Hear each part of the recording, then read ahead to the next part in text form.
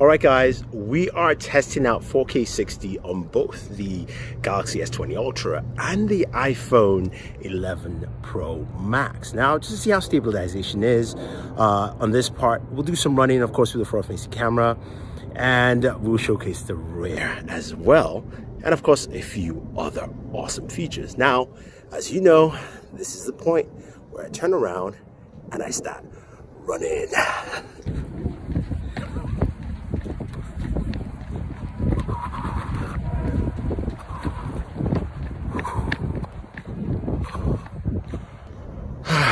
All right.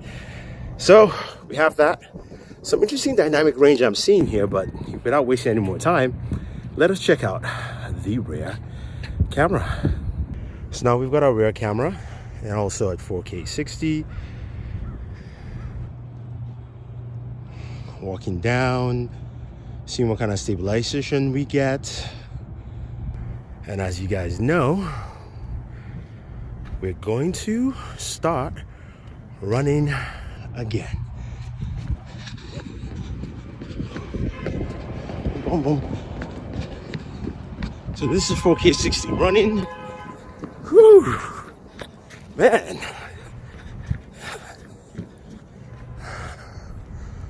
All right, here we have steady shot versus 1080p 60. Boom, boom, boom, boom, boom, boom, boom.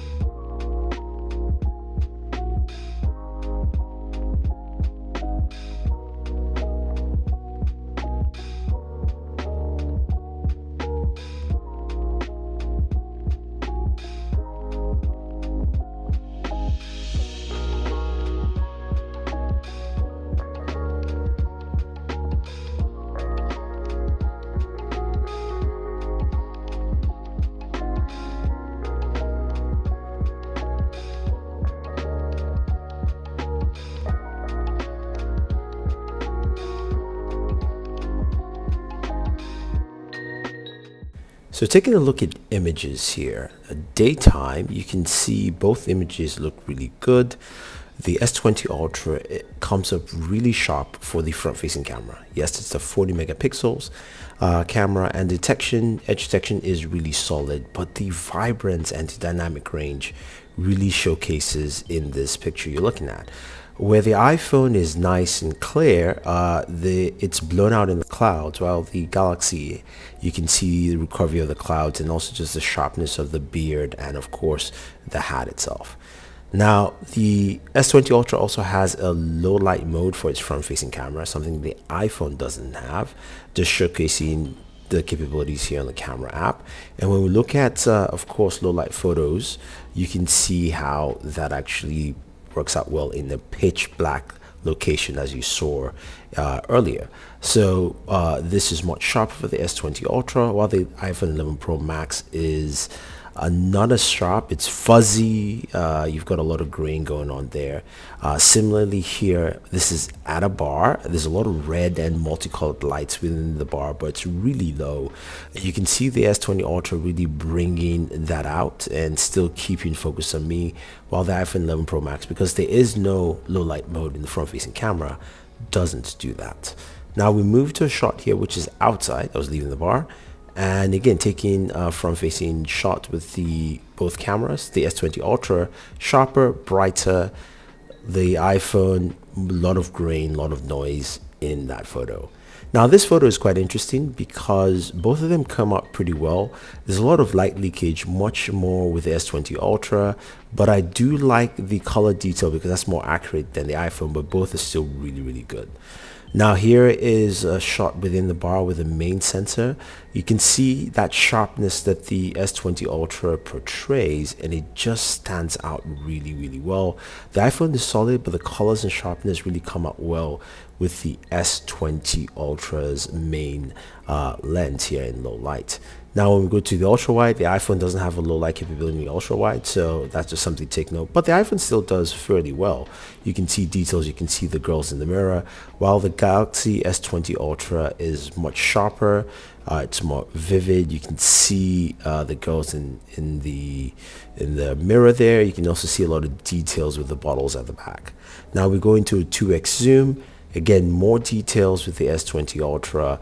The iPhone is good, but you can see how well backlit the S20 Ultra comes out with this image here. So that is something, to take note and just see.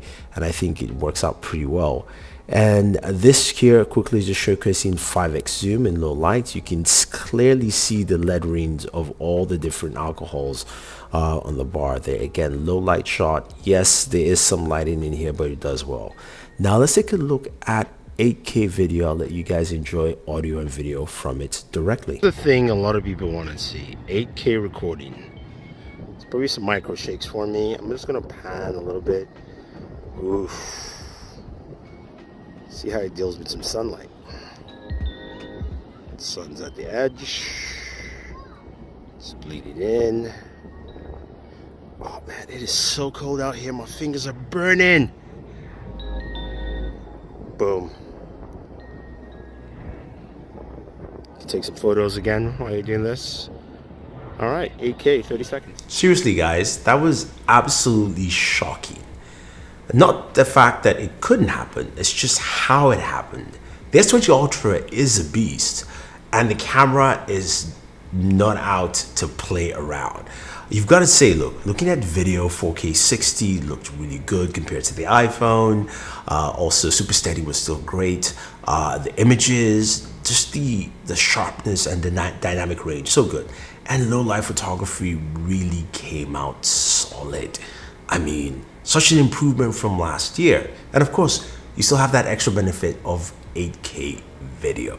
I mean, that is truly amazing. And even some of the shots, from the camera itself, just the rear camera, really showcases why Samsung feels the S20 Ultra is going to be that device that you want to pick up this year. So what do you guys think? Do you think the S20 Ultra is now the best camera out there? Well, stay tuned for, of course, my buddy Marian Sell. He'll be giving his full camera review soon. Until then, enjoy this comparison. Check out for more videos from the S20 Ultra and always enjoy your entertainment.